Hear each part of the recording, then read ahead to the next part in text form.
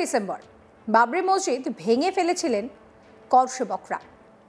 এরপর দীর্ঘদিন ধরে মামলা চলার পর বিভিন্ন পক্ষের বক্তব্য শুনে 2019 সালে অযোধ্যার ওই জায়গায় রাম মন্দির নির্মাণের নির্দেশ দেয় সুপ্রিম কোর্ট। একই সঙ্গে ওই জায়গা থেকে কিছু দূরে মুসলিমদের মসজিদ তৈরির জন্য জায়গা দেওয়ার জন্য নির্দেশও দেওয়া হয়। অযোধ্যা নয়, এবার রাজ্যের বুকে বাবরি মসজিদের শিলান্যাস করা হবে, এমনটাই জানিয়েছেন মুর্শিদাবাদের ভরতপুরের তৃণমূল বিধায়ক হুমায়ুন কবির। আজ তক বাংলাকে দেওয়া এক্সক্লুসিভ সাক্ষাৎকারে তিনি জানান, 2025-এর 6 ডিসেম্বর রাজ্যের বেলডাঙ্গায় প্রস্তাবিত বাবরি মসজিদের শিলান্যাস হবে।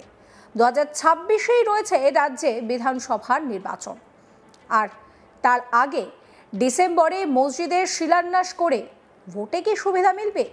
এই বিষয়ে হুমায়ুন কবির জানান, কোনো ভোটের দিকে তাকিয়ে কিন্তু এই মসজিদের শিলান্যাসের বিষয়টি ঠিক করা হয়নি। এর সঙ্গে রাজনীতির কোনো সম্পর্ক নেই। কি বলছেন হুমায়ুন কবির, শোনাবো।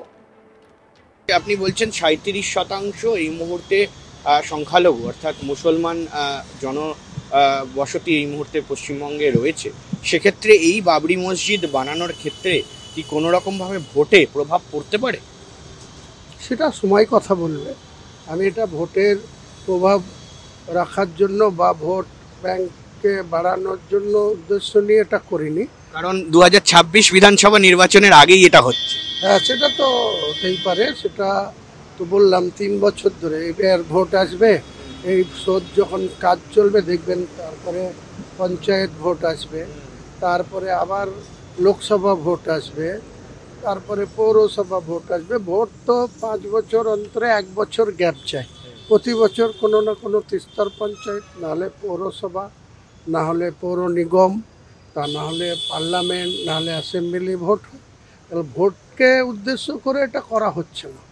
ভোটের সঙ্গে এর কোনো সম্পর্ক নেই, রাজনীতির সঙ্গে এর কোনো সম্পর্ক নেই, ভোটের সঙ্গে এর কোনো সম্পর্ক। আগামী 3 বছরে এই বাবরি মসজিদের নির্মাণের কাজ শেষ করার লক্ষ্যমাত্রা নেওয়া হয়েছে। এই মসজিদ তৈরির কাজে একটি ট্রাস্ট গঠন করা হবে বলেও জানিয়েছেন তিনি।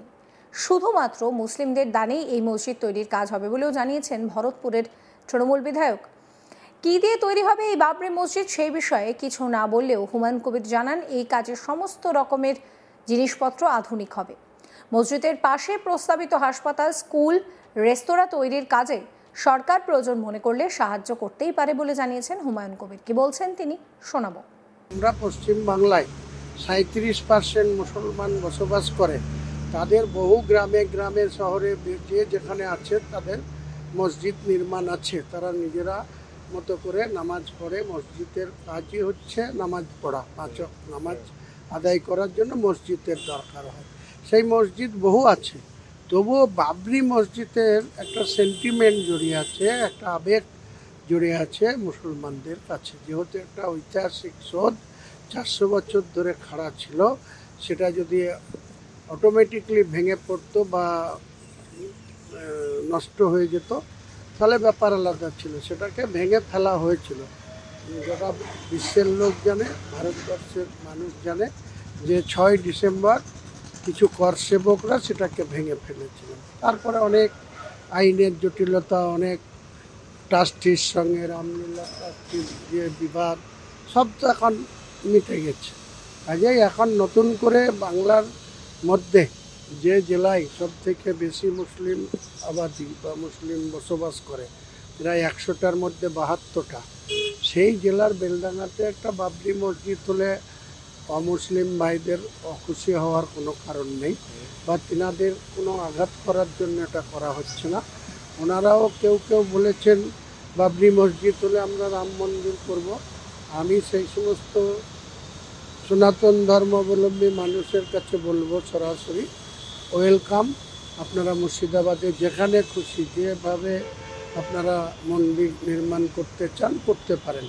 আমরা কারো অহিংসা নীতি নিয়ে বা কাউকে মন্দির করতে দেব না, এটা কল্পনাও করি না।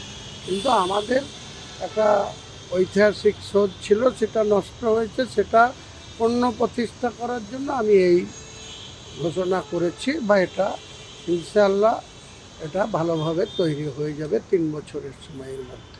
6 তারিখ থেকে শিলান্যাস হচ্ছে এবং কি কি পরিকল্পনা রয়েছে, কিভাবে এটা বানানো হবে, কি মেটেরিয়াল ইউজ করা হবে, পাথর নাকি সেগুলো?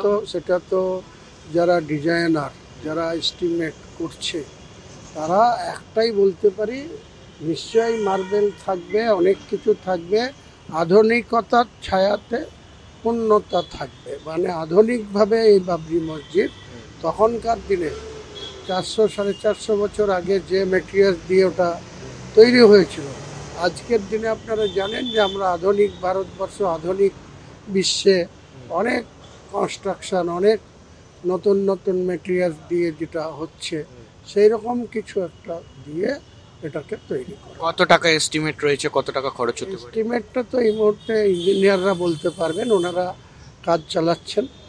আর মুসলিম জনতার আর্থিক সহায়তাই এটা হবে, আমার ব্যক্তিগত না। আমি একটা ট্রাস্ট করেছি, সেই ট্রাস্টের মাধ্যমে গোটা ভারতবর্ষের মুসলিমদের কাছে আপিল করব, তারা অ্যাকাউন্টে অন অ্যাকাউন্ট তারা ট্রাস্টিকে অর্থ সাহায্য করবেন এবং সেই অর্থের থেকেই এটা নির্মাণ করা হবে। পশ্চিমবঙ্গ সরকার অর্থাৎ মুখ্যমন্ত্রী মমতা বন্দ্যোপাধ্যায়ের কাছে কি কোনো সহায়তা, কোনো সাহায্য চেয়েছেন এই বিষয় নিয়ে, বা তিনি কি সেটাকে এটাকে সমর্থন করছে? না, এটা আমি করিনি, কারণ করবো না। আমি আপনাকে একটা কথা বলি, কোনো মসজিদ কোনো অমুসলিমের পয়সা বা টাকা দিয়ে সেটা পবিত্রতা থাকে না। মসজিদ পবিত্র জায়গা, সেখানে মুসলমানদের 5 ওয়াক্ত নামাজ পড়ার জন্য। কাজেই পাশে যেটা হসপিটাল হবে, কলেজ হবে বা অন্য বিল্ডিং হবে, যেটা রেস্টুরেন্টের মতো, যাতে বাইরে থেকে টুরিস্টরা এসে সেখানে থাকতে পারে, সেই সব ব্যাপারে রাজ্য সরকারের সাথে সাহায্য চাওয়া হবে, বা তিনি দেবেন কি দেবেন না সেটা পরে আসবে। কিন্তু বাবরি মসজিদের ক্ষেত্রে কোনো আর্থিক সাহায্য সরকারি কোষাগার থেকে চানোর প্রশ্নই নেই, এবং এটা সম্পূর্ণ মুসলিম সম্প্রদায়ের মানুষের কাছে আর্থিক সাহায্য নিয়ে এটা তৈরি করা হবে। মুখ্যমন্ত্রী এটাকে সমর্থন করেন এবং তিনি কি, তাকে কি আপনি ইনভাইট করবেন আসার জন্য? ওনার তো দিন সদ্ভাবনা কর্মসূচি ঘোষণা করেছেন, কাজেই ওনাকে তো নিশ্চয়ই আগামী দিনে যখন 3 বছর পরে এই শোধ খাড়া হবে বা এটা পুরোপুরিভাবে আত্মপ্রকাশ করবে, তখন তো নিশ্চয়ই ইনভাইট করা হবে। সমর্থনের দিকটা? সমর্থনের দিকটা বললাম তো, যেটা আদার্স যেসব হবে, হসপিটাল, কলেজ, ওখানে একটা রেস্টুরেন্ট বা হোটেল যেখানে মানুষ এসে থাকতে পারবে কম খরচায় করে, সেসব ব্যাপারে সাহায্য চাওয়া যেতে পারে। কিন্তু মসজিদের জন্য কোনো আর্থিক সাহায্য কোনো অমুসলিমের সঙ্গে চাওয়া হবে। এই ভিডিও সম্পর্কে আপনাদের মতামত জানাবেন। সমস্ত খবরের আপডেটের জন্য চ্যানেলটিকে সাবস্ক্রাইব করতে ভুলবেন না।